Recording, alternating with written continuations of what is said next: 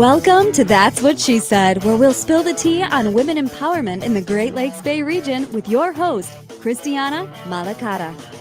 Hi, everyone, and welcome to yet another episode of That's What She Said. My name is Christiana Malacara, and we are going to spill the tea about women empowerment. So first, I just want to say thank you. Thank you for investing in yourself, because essentially you are. You're here, you're willing to learn, hear a story, take some of that experience, pass it along, and then create that ripple effect as a listener. So as always on Thursdays, I reflect on my week because this is my reset day. And today we are going to talk about giving your all. Earlier this week, I had an experience where I was like, I just didn't want to get out of bed. I just didn't feel it. I was not motivated. And finally dragged myself out of bed, grabbed my phone, turned on some music, and was like, all right, we're going to do this. We're doing this. And so I'm over here pumping myself up. And then I needed a little bit more encouragement. And I was like, oh man. So I looked at my dog, looked at my puppy. I was like, all right, come on, we're going to do this. Let's go. And then I texted a friend and I said, I'm not feeling today. And I didn't know what it was that made me feel so off. I still haven't gotten to the root of that. But what I told my friend was, I said, I'm feeling very incompetent right now.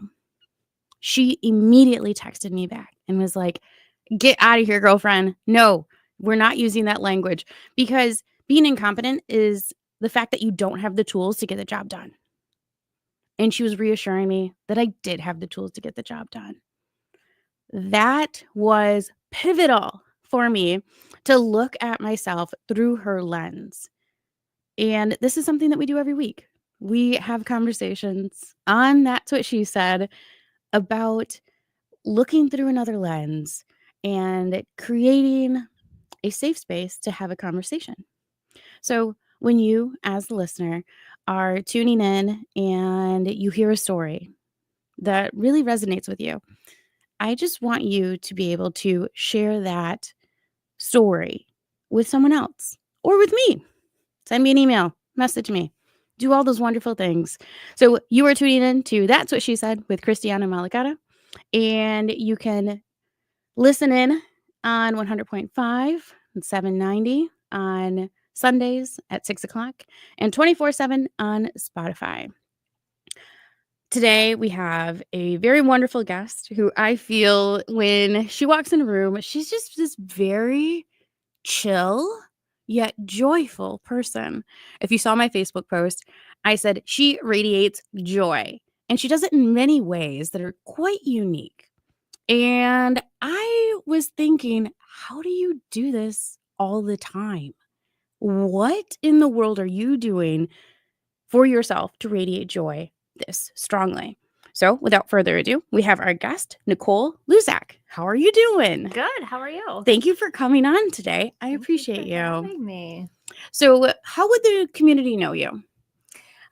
So currently I serve as the president and CEO at United Way of Bay County. I am in the junior league of the Great Lakes Bay region. I am from Bay City.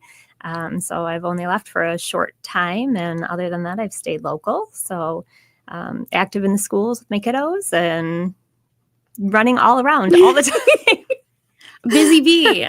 Yes. Yeah. We support a lot of nonprofits at United Way. And so always at events. Last night was one. Tonight is another one. So I feel like I just run from one place to another. So I see lots of people every day. So how is it that, and I know I started out by saying you're a very joyful person. I believe the first time that I met you, we were at a breakfast of some sort, and it was very early. It was very early in the day. And I was like, how is she so excited? Like, I'm just pouring my cup of coffee right now and opening my eyes. But she's so excited. She's so joyful. And it was an absolute pleasure to meet you the first time. And since then, we've grown a friendship. And every time I walk into her office, she's like, hey, come on in. And then she has like candy or something. I think there was actual muffins on the counter last time. So it's very welcoming atmosphere that you're in, but you're a very welcoming person. So at United Way, what is your role and what are some of the things that you have to accomplish in the day-to-day tasks? Sure. And I will say I just started my coffee before you that day. I'm sure that was all that was. Full discretion. Okay. Yeah, full discretion. I just started my coffee earlier. I'm more of a morning person than a late night person. So I'll get up and start my coffee earlier, but by 9:00, you will not get a full sentence out of me. So I crash at the end of the night. So that could be the difference. So at United Way, I started there as our community impact and fund development director and became the associate director and now the president and CEO.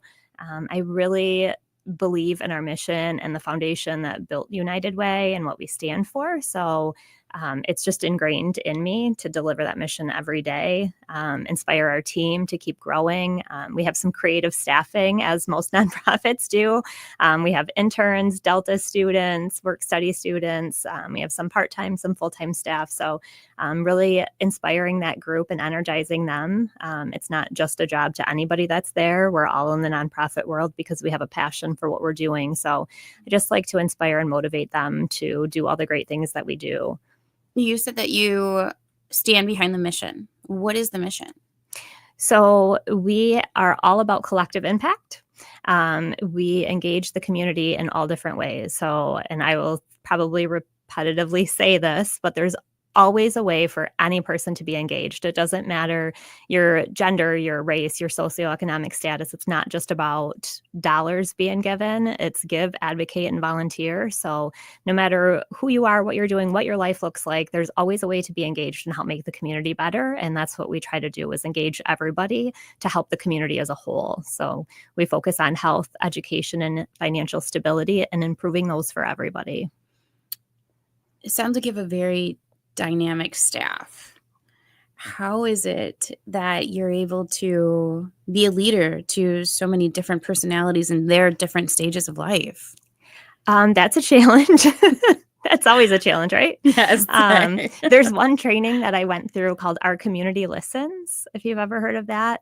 Probably the best one. And you, as a leader, you go through so many different communication trainings and leadership trainings. And that's one that has always stuck with me, of different personality types and how to read people and how to react to them in a way that resonates with them. And so I try really hard to pull from that, and to really speak to people the way that they'll understand it or that will motivate them, because everybody ticks for different reasons, right? So everybody communicates differently. And so I just try to inspire everybody in their own way and see them individually.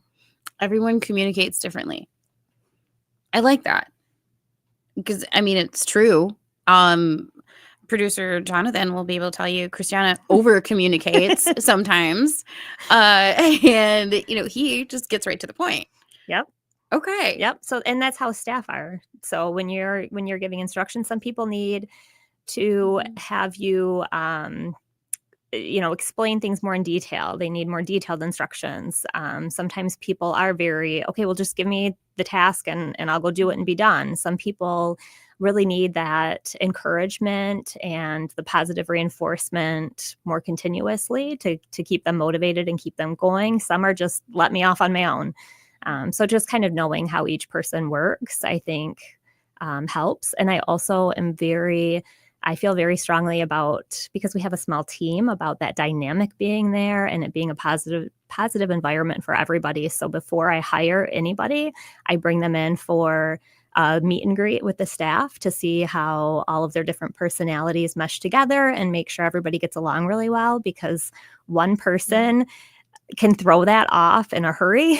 Yeah. And I just never want to have a bad environment like that for somebody to go to, because I've heard that before of what you said of walking into our office and it's just a positive environment and everybody is happy. Everybody's working together. Yeah. And even though everybody has their own roles, most of what we do, any events, the longest table, anything we do like that is all hands on deck. So while everybody has their lane to stay in, we have to be on the same track. So Teamwork. We have to make sure. Yep. Yeah. What were some prior experiences that led you to this position? So that was a lot of left turns. Okay. I like that. I actually, in college, graduated from CMU with my degree in dietetics. So I was going to be In what? dietetics, I'm sorry, I do not know what that nutrition. means. So Okay. I was going to be a registered dietitian. I worked at the hospital in Clare for a while and did clinical rounds. So I was in clinical dietetics, and I absolutely hated it. I did not feel like I was making an impact. So I would do rounds and I would see patients. For example, if somebody came in for a heart attack, and so I'd come in the morning, I'd do rounds and I would see this person, and I'd talk to them about lowering their salt intake and switching from whole milk and, making those minor changes in their diet. But they would be discharged from the hospital the next day or the day after, and then I wouldn't see them again. And so I would get really frustrated because I didn't feel like I was making a difference. But in that role, I also got to do a lot of community nutrition. So I planned our diabetes expo. I taught our pre-diabetes classes. I went to and represented us at different health expos. And that's what I enjoyed the most there. So I ended up teaching nutrition education through SNAP Ed funding in low-income schools. They had to be 50% or more reduced or free school lunch at the time. And I taught nutrition education lessons, 6 lessons in each classroom, kindergarten through 5th grade classrooms, and I absolutely loved it. What was the difference for you going, like you said, going into the hospital and saying, okay, you need to eat less potato chips, but then going into the classroom and then teaching this concept? What was the difference? Preventative versus reactive, I think. So with students learning this, it was also trickling into their families. So we would do family, like parent engagement activities, and parents would come to me and say, because of you, I had to read the label and buy whole grain bread, or because of you, I had to buy jicama. And I didn't even know what jicama was. I had to Google it, but my kid came home and wanted this. And so it was like we were making changes in these households through the kids and teaching the kids from a young age to grow up with these healthy habits. So we weren't just seeing them after they already had a heart attack and had these terrible habits already ingrained in them. And so I felt like it made more of a difference, and found I really enjoyed it, which was odd because I was a very shy child who wouldn't talk to anybody. But when I got that position, my dad was like, "What are you doing? You're going to go up in front of classrooms and teach a classroom full of kids?" That's interesting. But Okay. I absolutely loved it. So from there, and this is where we go through a lot of left turns, I was a sales rep for Kellogg's. So I sold cereal and Pop-Tarts. Did you check to see the sodium though? So I did. And I used to like secretly tell people what they should buy, like in the cereal aisle. Cause there was like at Meijer, there were NuVal scores, nutritional value scores on the price tags on the shelving, which nobody ever noticed probably besides me. Nope. But they had scores, and there was this whole formula behind figuring out what the score was of the nutritional value of this food. And you couldn't compare like an apple to a Pop-Tart, but you could compare like the different breakfast bars with each other. And so I would like tell people these things. I wish they still had them, but they don't. But I did secretly do that. But it was one of those, I was a single mom at the time and I needed health insurance and a good job. And so that's what I did. I sold cereal and you did a pivot. I did a pivot. But that experience, along with the nutrition side of it, is what took me to the Food Bank of Eastern Michigan. I'll back up only once before the food bank. So I got married. My husband and I decided that I'd be a stay-at-home mom with our child until he was in kindergarten, and I made it until he was 9 months old. I was a terrible stay-at-home mom, apparently. And how? Okay, we're gonna come back to that. Okay, we'll circle back to that. Okay, so you're at Kellogg's. And then you took another left turn. Kellogg's, took a left turn, was going to be a stay-at-home mom. Food Bank of Eastern Michigan called, and they needed a community outreach person for the region. So they're located down in Genesee County, but they cover 22 counties, so all the way up to the bridge. And so I took on being their outreach coordinator for Saginaw Bay, Midland, Gladwin, and Aranet counties, and I did retail sale visits for them. So like Meijer and Kroger's that donate to the food bank. And then I also did site visits for the pantries and soup kitchens, made sure they were in compliance. And that role introduced me to United Way. I worked with the United Ways in every county that I was in, and a role opened up with Bay County, which is where I'm from. And I had gotten a little frustrated with only putting a Band-Aid of food on it. So, I mean, that's a great thing and we need to meet those basic needs, but I wanted to dig deeper and find out what the root causes of these needs were. So if somebody was in a line for food, why were they there? And how could we get them to not have to come back next month? That preventative concept That there. preventative concept. And that's what United Way does. And so I took the role as the Community Impact and Fund Development Director there and worked my way up to the CEO position. By the time Everett was in kindergarten. Okay. Oh, wow. All right. There is so much to unpack here. Let's all take a deep breath. Okay. So that is a lot of left turns, but it feels like it went to the right destination, because here we are navigating through motherhood, a marriage, traveling, and yet here right now you're the CEO of a nonprofit. Like, did you see that coming? Absolutely, 100% not. Never. I appreciate the honesty. Okay, so never. I didn't know that's what I wanted to be when I grew up. So I was it. I love that for you. That is exciting. So, okay. So we started out doing nutrition, and then this led to that constant feeling of you're saying, I felt like I needed to not only advocate, but prevent and give that knowledge to prevent. So let's circle back to being a mom. Okay. So you lasted 9 months as a stay-at-home mom. Yeah. So tell us about that. Yeah. I ended up wanting to be involved in some way and do something in the community because I obviously have that ingrained in me. And so I joined the Junior League of the Great Lakes Bay region and started learning how to give back to the community, because I always thought there's people out volunteering for things, but I don't know how you become one of them. Like, what's the 1-800 volunteer line? Like, how do you just start volunteering somewhere? And so a friend of mine that I went to college with, she was pregnant. I had just had a baby. The weekly dinner bar nights were not going to exist anymore. And we're like, how can we still see each other? She lives in Midland, I'm in Bay. And so we joined Junior League together because that was a once a month meeting, and we were doing good in the community and seeing each other. And so we got involved that way, and I learned a ton. I ended up chairing the Community Impact Committee, which does all of the grant making. I led our provisional fundraiser, which was a record amount of revenue.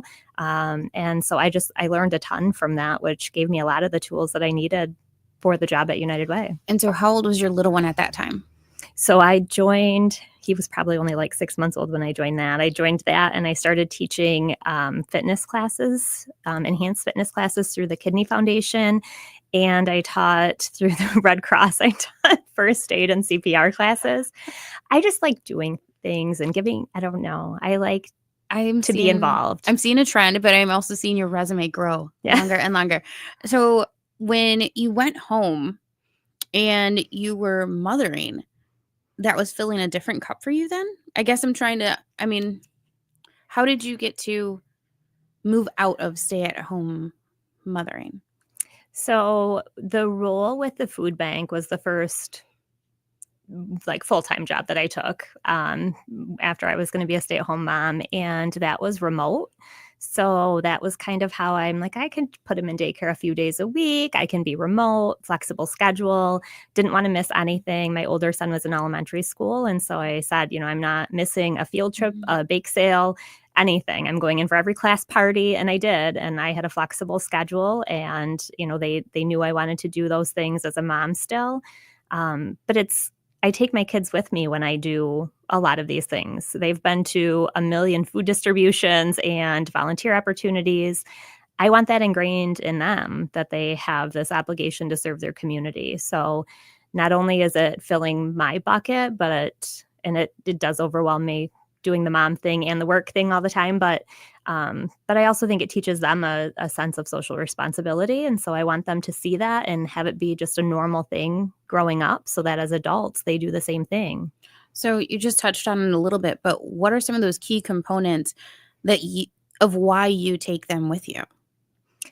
Definitely to teach them that. I want those values instilled in them from a young age. And And my parents were fantastic. My mom was always involved in the school, but getting out and volunteering with different nonprofit organizations or kind of the knowledge of that wasn't something that I knew as a child. So when I was looking for ways to be involved in the community, I wasn't sure where to start. And I want my kiddos to know that from the very beginning, and just make that a part of their lives. So my lifestyle. Yes, make that part of their lifestyle. My oldest is in high school, and he is involved in the YAC group, the Youth Advisory Committee at the Community Foundation. He's an SLS at his school. I want them to continue that. It builds their resume, it builds their character, it builds their values in them. And we've lost that a little bit in today's world, of that sense of responsibility of giving back to your community, because there's a lot of Why do you think that? I don't know, but there's just a lot of kind of people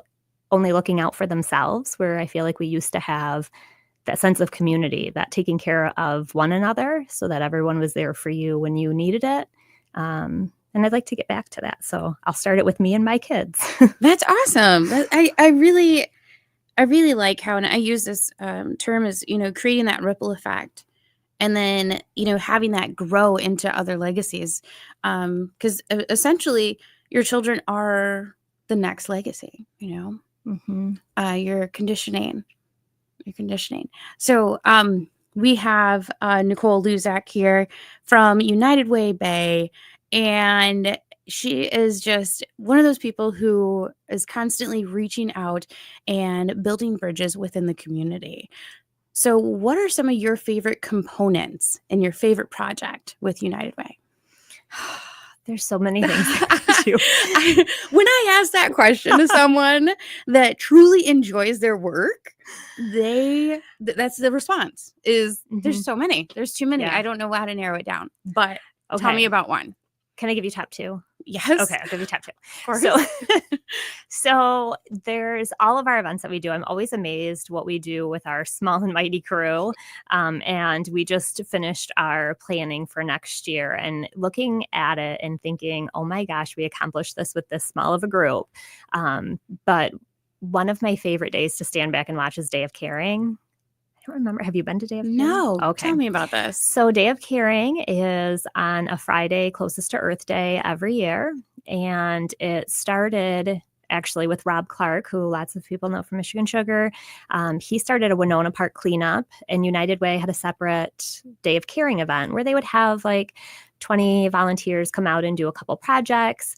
And in 2021, Rob might correct me, we decided to merge them because we thought we both do this around the same time. He's got a group cleaning up Winona Park. We're going out and doing these other projects. Why don't we do something together? And so we created Day of Caring and Winona Park Cleanup Day together. We had, I think the first year we did it together, we had 150 volunteers that came out, and we had a few different projects for them to do, including the Winona Park cleanup. Fast forward, and last year we maxed out at 650 volunteers for one day. We did 34 projects across Bay County. So we were in Pinconning painting the police station. We were in Munger cleaning up Habena Park. We were in downtown Bay City. We were all over Bay County with 650 volunteers. So we all meet at Winona Park bright and early that morning on a Friday morning. And I always get there early and take my coffee. See, this is why I'm perky in the morning, because I drink my coffee earlier than you. And we watch all of the people just pour in because we all meet there before we leave. So we have everybody come to Winona Park first so we can truly see that huge group of volunteers. And it's so impressive. Every year it'll be like dreary and rain, like it is outside, just dreary and raining. And they come with smiles on their faces still because it just like restores that humanity in people, right? Like all of these people want to be a part of it. You are bringing joy. You're bringing joy to so many people in the region and through United Way. So we have Nicole Luczak with us, and we are going to dig deep into who is the woman making this all happen after this short break.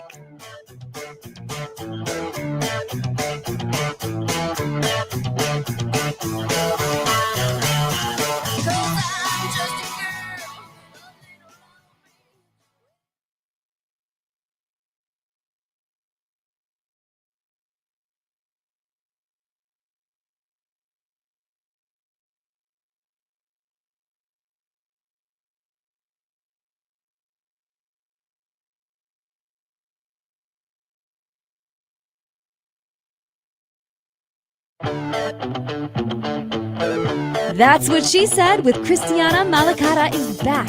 Now let's spill the tea.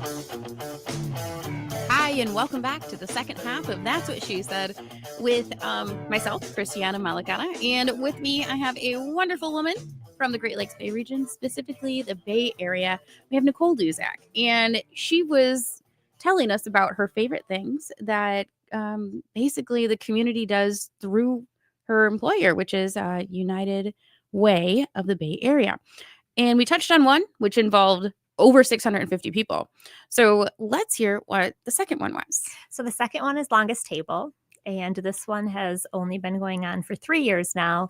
But the Longest Table is exactly what it says it is. It's a really long table that we seat to, this year was 240 guests at from all walks of life. And we sit everybody together to share a meal. We do some of our annual awards at this, but it's outside. We block a street off and we create the longest table that we have in Bay County. And we just organically have people meet and talk to each other, people that normally wouldn't know each other. We go to a lot of the, we'll call it, and I've heard it said, the chicken dinner circuit. Okay. So we have a lot of that, of the same people going to everything for Yeah. fundraisers and events. But this brings out different people. And like I said, people from all different walks of life to share a meal together. And the first year we did it, I thought we're going to have to create a seating chart so we can make sure that different people are, intermingling. And then I decided, no, let's see how it goes. And every person I talked to met somebody new, just organically, naturally talking to them. So we have dinner and dessert, and we have a live band, and we do some of our awards, and it's just a relaxed, low-key, beautiful evening. This year it was at Uptown. So we got to watch the sunset during it, and it was just And how many people absolutely attended amazing. this? 240. Okay. So we're talking about large groups of people in the Bay Area coming together, which is a beautiful thing. But behind all that, you have this small team. And then behind the small team, you have a leader. What is it that you're doing as a leader that pushes you even further into these bigger projects? What is your drive? Craziness. I guess I'll take that as part of an answer. I just want to be part of the good that's happening. I want to encourage others to be part of that. Like I said earlier, there's a lot of, worrying about ourselves and kind of missing that sense of community and coming together for one another. And I just want to encourage that the best I can and do something good while I'm here on earth. And I guess that drives me, that, and, role modeling that for my kiddos, and just want to be part of the good in our community. What? And a little bit of craziness and overflowing my plate. You kind of need side a dish of little that. bit. You kind of need a little bit of a crazy at times. Just spices things up. Yeah. So why is it that you think that there's been a sense of community that has been broken and then back together, and there's an island in some portions? Like, where does that concept come from? Like, have you experienced it or seen it? I don't know. I mean, we just had a election, which we won't get into. But politics divide people. There just seems to be a lot of division in our community, in our world right now. And I don't know everything that drives that or that's behind that makes it. And maybe it wasn't as much togetherness as I imagined in my head before, but that's what I want it to be. And that's what it could be. I think everybody should take care of one another. We're all humans. And I just want to see our community do that. And I know, there's a lot of push for the leaders politically, or our city, our township, our state, our country even. And they're not the ones that bring us together. We can do that ourselves. So if we all decide in our community that we want to do good and be better here, and we want to all support one another, we can do that no matter who our leaders are. As a woman, what is a piece of advice that you could pass along to another woman saying, this is a way to be part of the good? Find something to be involved in. And that goes for any person. For women, I feel like that's empowering. And a lot of times we don't know if we can, and we're unsure of ourselves. I have imposter syndrome all the time. but find something that you can be involved in, because every little thing that you do helps. So even if it seems small to you, one of those volunteers for Day of Caring, they all 650 made the choice to be there. If each one of those people thought, well, that's not a big deal, I'm just volunteering for 5 hours, and didn't show up, we wouldn't have had what it was. So just find, even if it's a little way, to be involved in the community. You mentioned imposter syndrome. Is that something that you've always had, or maybe something more recent? Probably always, but I don't, you talked in the beginning about seeing yourself through someone else's lens, through your friend's lens. And I think that's somewhere that I lack. And I think this is true for females more than males, but you're harder on yourself. You wouldn't say the things you were saying to yourself that morning to your friend. So why do you say them to yourself? That's a good point. I was asked to present at a statewide meeting, and I kept thinking, who would want to listen to me? Like, I don't know who would want to listen to me on this show, right? So I do. I a lot of times have that imposter syndrome and have to remember that there are people, I guess, that want to hear what I have to say, and maybe the things that and the ideas that I have, the things that I create, are worth sharing. We had our first interns from SVSU. We have 2 MSW students. And within the first month, one of them emailed me one evening and said how thankful she was for the opportunity to learn from me, and that her boyfriend told her when she comes home at night, she's just glowing and like beaming, that she's so happy. And she said she's just so excited to be there and learning all of the things. And I thought, oh, well, and she was so happy for me creating that for her. And so some things like that then will let me see from somebody else's lens. And I think it's important to share if you can see through someone else's lens, or if you're able to give that perspective to someone. I think as women, it's important to share that. Absolutely. And a lot of times we're, like you just said, you're like, I'm not, why me? Why does somebody want to hear from me? Mm-hmm. And accepting that room that we're being entered into, that door that is being held open, that hand up, can be difficult. Mm-hmm. Why is that difficult for women? I don't know. Why do we lack confidence? But it does. It seems to be so much more prominent in females, that we just don't see ourselves value ourselves for what we really are. That's a hard thing to do. And maybe it's that fine line of coming across as arrogance versus confidence. I don't know, but that's why we're supposed to lift each other up, right? That's why women are, I don't want to compete with any woman. I want all of us to lift each other up, which is our mantra for our president and junior league this year is lifting each other up. So it's very important that we do that, because we do struggle with it. So if you recognize that in other women, make sure you tell them those things, or tell them how you see them, because they may not know. So just encourage that. You really never know what someone else is going through either. No. What's happening behind the scenes. Perceiving and being, a leader, or just, walking into a room with confidence, you're internalizing a lot of things to project that, but sometimes we're suppressing that. Mm-hmm.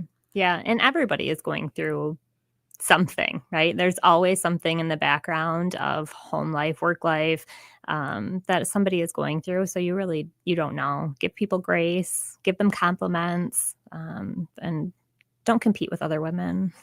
That's a good point. So we're going to pivot a little bit here. What is something that, because as a community leader, I feel like you're projecting a lot of knowledge out to the community, but what is something that the community has given you in return that you're saying, this is a good pearl of knowledge? What is something you have learned? That's a good question. You didn't give me that one. I had. I feel like I learn stuff all the time. I love the amount of people even though I get a little peopled out sometimes, I love the amount of people I get to see, or events I go to where I hear people speak, and I will keep a note section on my phone so that I can put those little nuggets in, those little, just one sentences and things that really resonate with me. So I feel like I'm constantly learning things from all of the people I get to meet in the community. What are some of your favorite things? I mean, it's kind of my job to ask questions, Nicole. I know, but I don't have an answer for that For one those yet. listening on air, she's rolling her eyes at me. Oh, I don't know. I have to think on that one. Okay, that's a good answer. Fine. Fine. It's acceptable. Okay. I'll accept it right now. Okay. But So- we'll circle back. We'll circle back. Peopling. You get peopled out. You I do get peopled out. What do Mhm. you do to decompress when you're peopled out? Do you know what I did for the first time this year? Oh, yes. Please tell me that. I took a self-cation. Oh, really? I did. What'd you do? I took nobody with me. I rented a bed and breakfast on the lake on the west side of the state in Onekama, and I went by myself. And I hiked and I kayaked and I went to restaurants by myself, and people looked at me like they felt so bad for me. And I was like, no, it's okay. I have a husband and kids. I have the whole day, I swear. But I want to eat these 3 meals that I just ordered for myself by myself. And nobody not talk asked to anybody. Nobody asked me to get up, get Yeah. them something. I was on nobody's timeline other than the bed and breakfast owner for breakfast. I had to be back in from kayaking for breakfast. That's a nice timeline. But other than that, I read 2 books. I had no social media, no email, no TV. And I spent the weekend there. I did get to see one friend who lives in Manistee. But other than that, I was on my own. So I would love to make an annual tradition that I take a self-cation, and I encourage it's very empowering. Like, it's very. What made you say, I'm going to go ahead and take a self-cation? Like, what gave you that idea? So a friend of mine had posted, she remodeled this trailer, and she went out camping in the middle of the woods by herself for a weekend. And I looked at that and I thought, I don't want to do that because that's dirty. I need running water. I need electricity. I need running water. I need showers. But I'm like, I want to do that. She left her husband and her kids at home, and she went and camped in the middle of the woods. And I thought, I want to go somewhere by myself and not talk to people and just be with myself for a whole weekend. And so I did. And it was That's a nice fantastic. reset. It was. That's a nice, like, hard reset from this day moving forward. So what are some of the day-to-day things? Because I know in your line of work and being a mom and a wife, that carries a lot on you. It does. And I think I learned the most from that self-cation that I need to not wait years to then need a whole weekend to myself. And I need to do smaller things. So I have started scheduling massages every other month, and I take an afternoon off work for it. I try to exercise more and go for walks, use my Y membership. I make sure that I get enough sleep because that can take a toll on me. So I watch what I eat and make sure it's healthier foods. I get my rest and just try to take care of myself that way instead of running myself ragged all the time and then needing a whole weekend to go away by myself. Although that was really wonderful. I would say I might take you up on this concept. Yeah. Yes. I think it's a great idea. But reading is an escape for me. So reading books that the books that really get you into them so that you don't think about anything outside, because turning my brain off is something that I have a hard time doing. I have a lot of 3 a.m. thoughts that the girls at work get really annoyed with because I'm like, okay, guys, I was up at 3 a.m. Here's what I got. And they're like, oh, crap. What did she think of this time? So turning my brain off is hard. So I feel like reading a really good book helps me escape from that because I'm dived into that and not thinking about things in my own world. So I try to do just little things. And when you take that self-care, each day, each week, bi-monthly, is there a support system that helps take care of the things that need to keep in motion for you when you do that self-care? So I have an absolutely amazing staff, and they take care of everything when I'm not there. They tell me not to call them. That's pretty amazing. Yes. Yeah. So they take care of everything at the office, and I have the most wonderful support with my parents, with the kids. And so they are always, they're involved almost daily with juggling kids around to different things. So they're very supportive of it and want to make sure I take care of myself too. So definitely could not do it without them.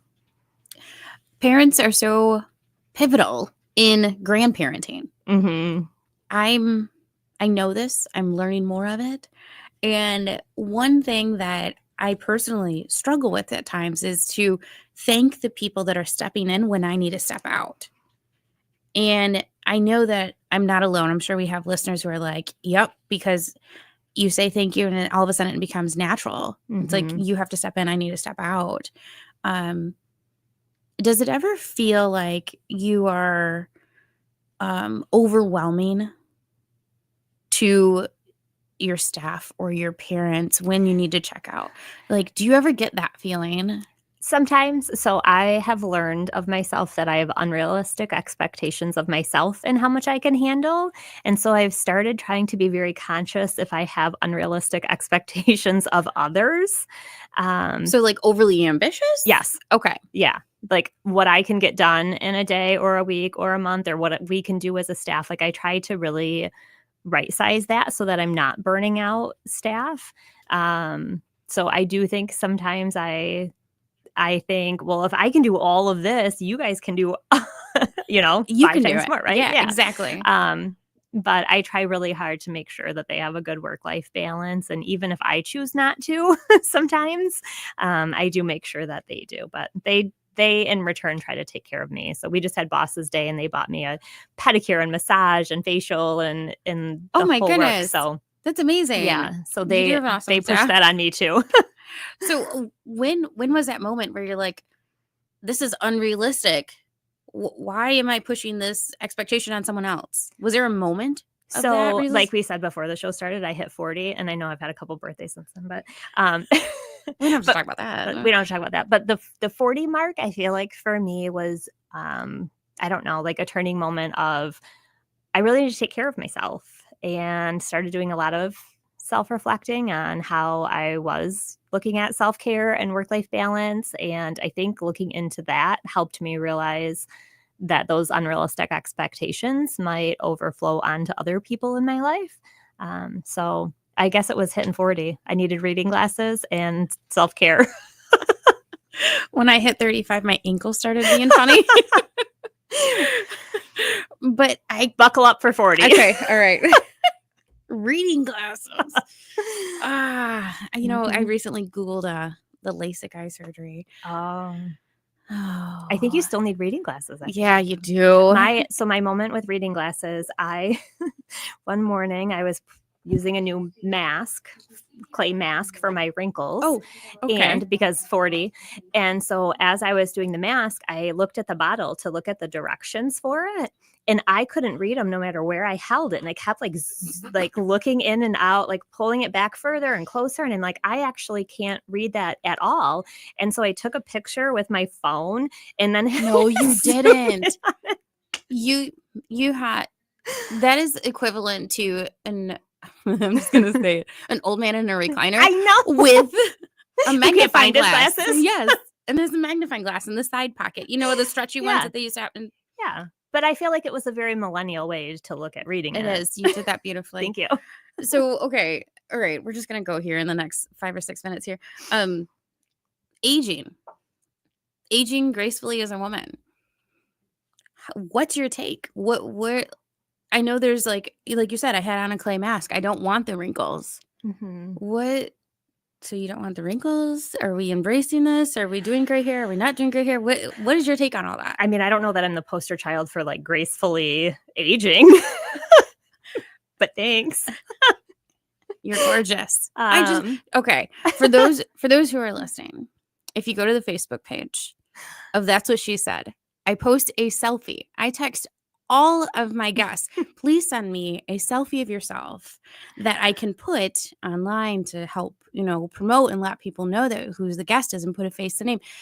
Nicole sends me the most gorgeous picture of herself. And I was like, wow, girl, look at you. So this is why I'm asking.